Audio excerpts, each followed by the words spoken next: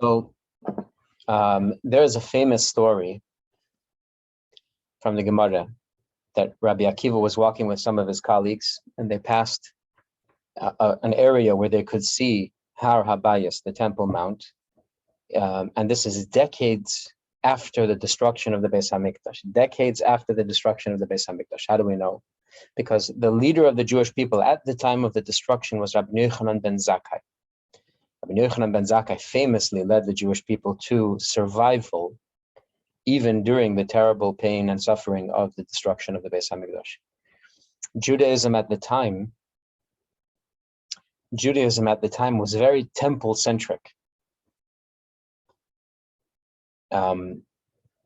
Even though there were shuls in every community and you got together to daven and so on and so forth, with a minyan, all that stuff that Ezra and the Chachamim before established, preparing the groundwork for a diaspora Judaism. However, truly the survival of the Jewish people from the destruction of the second Beis Hamikdash until today is to the credit of one man, and that's Rabbi Yochanan ben Zakkai. Because Rabbi Yochanan ben Zakkai negotiated a yeshiva settlement with the Roman emperor and secured a city called Yavne, and the high school nearby called Yavne is named for that city, which is known for Torah scholarship. It's synonymous with Torah scholarship, particularly with the authors of the Jerusalem Talmud and later the Babylonian Talmud. So he was the leader at the time of the destruction of the Beis Hamikdash. His students are Rabbi Lezer HaGadol, Rabbi Tarfon. He handed the leadership over. Once Yavne was established and the Talmudic Academy was established, Rabbi Yochanan ben Zakkai, who stepped up to the plate voluntarily at a time when there was no strong leadership, even though there's a tradition that leadership of the academy, of the Torah Academy, belongs to the house of Hillel. And so it goes Hillel, Gamliel, Shimon, Gamliel, Shimon, Gamliel. Maybe there's a Hillel in there somewhere.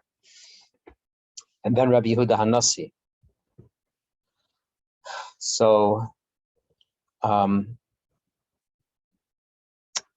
Yochanan ben Zakkai led the Jewish people through the destruction, and then once the academy was well established, he handed leadership back to the house of Hillel, which in itself is unbelievable. Unbelievable. At the time, I believe it was the second or third Rabban Gamliel who was young, and Rabbi Yochanan ben Zakkai installed him again at the head of the academy in Yavne, and Rabban Gamliel had a colleague, Rabbi Yeshua, and these all were contemporaries and teachers of Rabbi Akiva, students of Rabbi Yochanan ben Zakkai. That means that Rabbi Akiva would become the leader of the Jewish people in his very old age.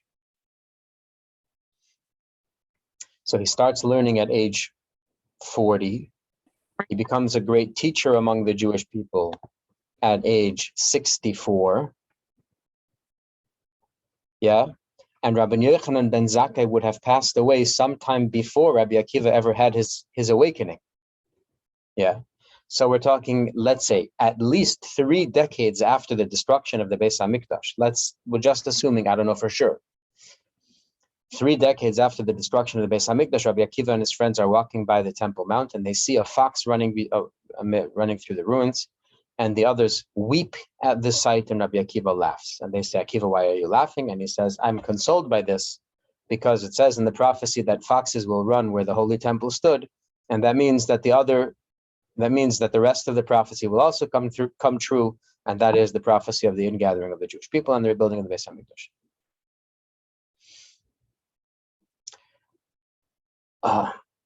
So people mourn when faced with the destruction, and people persevere with hope in the faiths in the face of the destruction.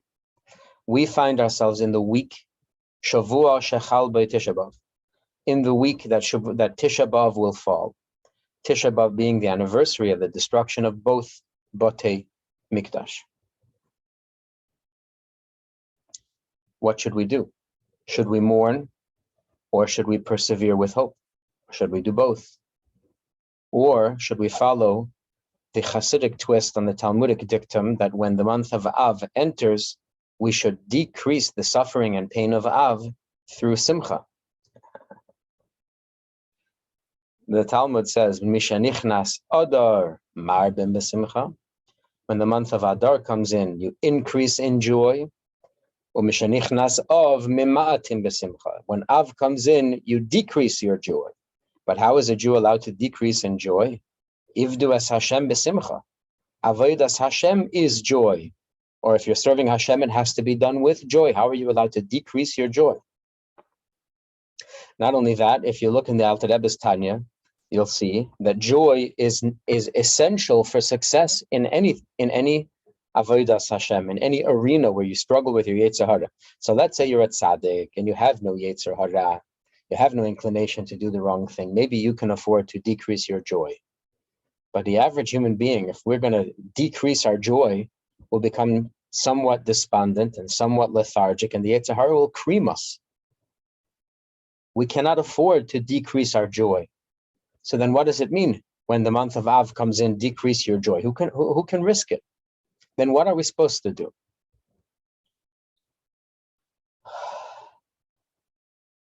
Are we supposed to mourn? Are we supposed to persevere in hope, with hope? Or are we supposed to, so the Hasidic answer is, decrease the darkness of Av through Simcha. That's what it means. So is that what we're supposed to do? Supposed to go into Tisha B'Av joyous?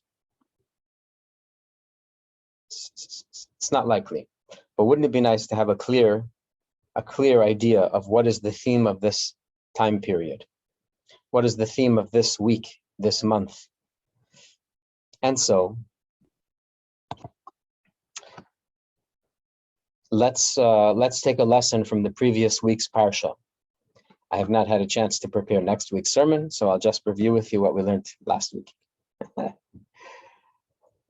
We have in the prophecy in Yirmiyahu a description that compares, that alludes to these 3 weeks. These 3 weeks called Bein HaMetzarim. These 3 weeks that are between the painful events of the Roman army and the Babylonian army penetrating the city of Jerusalem and the ultimate destruction of the Beis HaMikdash, both the first and the second. They're 21 days apart. And the prophet Yirmiyahu saw in his prophecy a stick from an almond tree.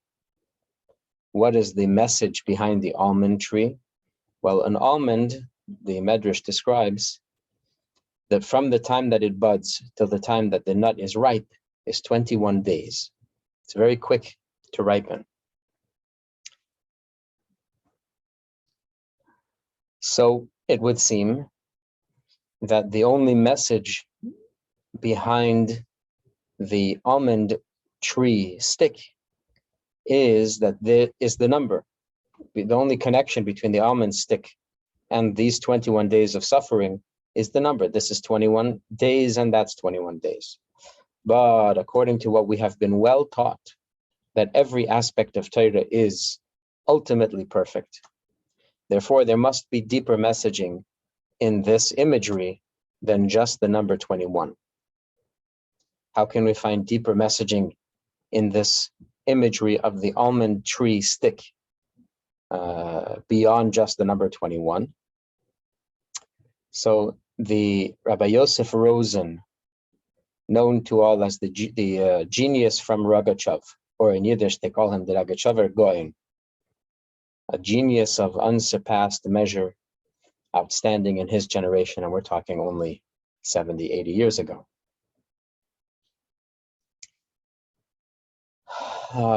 He said that really there are two kinds of almonds that we find discussed in the Torah. Some almonds, when they are sprouting, if you chew on them, they're sweet. But when they're fully ripe, if you eat them, they're very bitter. On the other hand, there's a different kind of almond. And that is that's an almond where when it's budding, if you chew on it, it's very bitter. But when it's fully ripe, it's sweet and pleasant to taste. The Navi describes the image that he saw as shkedim, which is almonds of a certain type, versus luzim, which is almonds of a different type. Now, which kind of almond did the prophet see? Did the prophet see the almond that starts off sweet and ends up ripe? Or did the prophet see the type of almond that starts off sweet and turns out bitter? Or did he see the type of almond that starts out bitter and ends up sweet? And the answer is he saw shkedim. And shkedim are those almonds that start off bitter, but when they are mature, they are very sweet and pleasant to the taste. And therefore, the imagery of the almond staff is not just about the number 21. It's also about the fact that ultimately the bitterness of this experience will turn around and mature into something very pleasant and very sweet. That's point number one. Point number two is not that some other event will come and overshadow the bitterness and cause us to forget the bitterness and just experience a sweet future. That's not enough. Rather, it has to be such a sweetness that transforms all of the bitter experiences into sweet things. Like the almond itself goes from bitter to sweet. Not that some other form grows on top of it that causes the almond to disappear. That causes the bitter almond to disappear and is replaced with something sweet.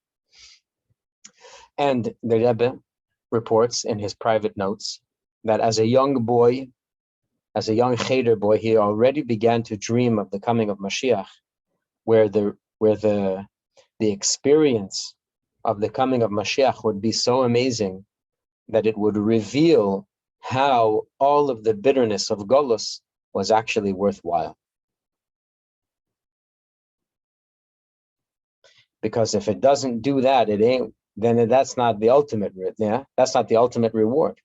The ultimate reward is where all of your efforts are redeemed. All of your struggles are shown to have been very valuable. And so this is the kind of redemption that we're looking forward to. And this is the kind of transformation that we are expecting for these days of struggle, when we have these 21 days between the painful events, the assault on Jerusalem and the destruction of the Beis HaMikdash, that we are expecting and anticipating a redemption, not only of us from our struggles, but even that our struggles themselves should be redeemed and shown not to be bitter experiences, but to be steps in a pattern of growth towards the sweetest of all sweet things. That is lesson number 2. Point number 3 is the Rebbe asks in a Sikha, there's another point of this prophecy that has not been addressed.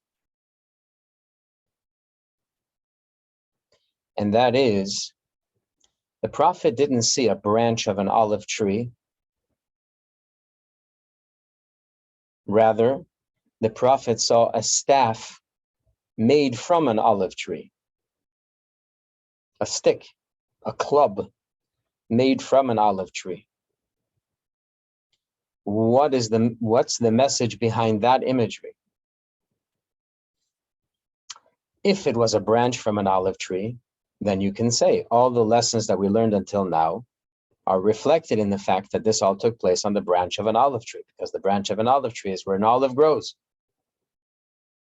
What are we talking about olives for? Let's back up a second. Almonds almonds. Okay. Why? So the question again is, why was the prophet shown a staff made from an almond tree? The prophet should have been shown, no. If the message only is what we have learned until now, then the prophet should have been shown a branch of an almond tree. Why was the prophet shown a staff that came from an almond tree? A staff is something that you use for discipline. Yeah, we were discussing over Shabbos, and we realized that there are several ways to explain this staff that is used for discipline. My principal in Cheder had a staff on his wall. I don't know if it was made from an almond tree or some other kind of tree, and it was labeled the behavior adjuster, the behavior adjustment tool, whatever. Somebody said that in the Euclid schools, there was a board there was a paddle that was called the Board of Education. Very, very clever. And there are many more. Yeah, there are many more nicknames for this paddle, a board, a stick, a staff that you use for discipline. So are we saying like this? One way to read it is that the prophecy is predicting the suffering of the Jewish people, the punishment, by showing the staff as opposed to the branch. But if you look at the context of the prophecy, this is not a prophecy about punishment. This is a prophecy about healing from the punishment. The next prophecy, meaning the next chapter in the book of Yirmiyahu, describes the punishment. And therefore, if it's possible to find a translation, if it's possible to find an interpretation of the imagery of the staff that is in line with the hopeful messages that we've learned until now, that would make more sense than to squeeze in a message about punishment where really contextually it doesn't fit. So what might be some hopeful interpretations for the imagery of the staff coming from the almond tree? And the answer is the founders of our people, they are called patriarchs and matriarchs. But when the generations of the founders ended, they were replaced by things called shvatim, loosely translated as tribes. But the word shevet translates as staff, stick. Much like the staff or the stick that the prophet saw in his prophecy. Why should the leadership of the tribes, those 12 brothers who founded the 12 tribes of Israel, why are they called shvatim when it has somewhat of a stern connotation? And the answer is because in the imagery of the shevet, the strong and hardened staff, as opposed to the soft, moist, and pliable branch, you see the strength of the people. You see the might, you see the commitment, you see the capacity to overcome adversity of the people. And so in the prophecy of Yirmiyahu, Hashem is showing him that the salvation for the suffering and the redemption of the suffering is coming fast, like the almond that ripens so quickly.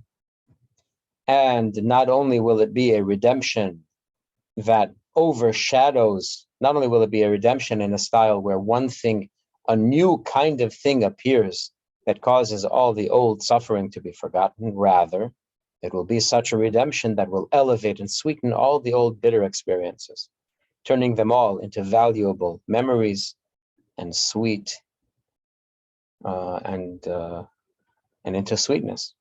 And on top of that, for the duration of the Golus, for however long the Golus lasts, the prophet has shown that we, the Jewish people, we are battle hardened. We are ready to face any obstacle. We are ready to overcome any challenge. We are sturdy. We are strong. And we have the capacity to turn a bitter experience into a sweet one, to turn a dark world into a bright one, to turn a golus reality into a redemption one. This is the power that we have. It's not something that we have to wait around until the prophet or even the creator will do for us. This is part of the redemption process that we can bring it about. We can do it on our own. We can't do it on our own. With Hashem's help, we can do it ourselves to transform the bitterness into sweetness, to transform the darkness into light, to transform the exile into redemption. This is the message of this time period. What do we do? Well, we look the destruction in the eye and we say, I don't see it now, but Hashem has promised that this experience will one day be sweet as a result of my efforts to light up the world that is presently dark. If I can manage to light up my corner of the world with Torah, with Hasidus, with love of my fellow peoples, then I will have helped the world take a huge step towards the sweetening of all dark things. And so, we embrace the feeling of mourning, even as we persevere in hope, and we march forward with a confidence of simcha in order to undo the suffering of these 21 days.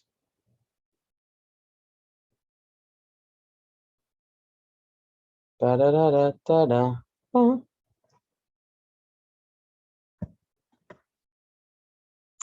Thanks for staying with me. We'll shut the recording and we'll schmooze.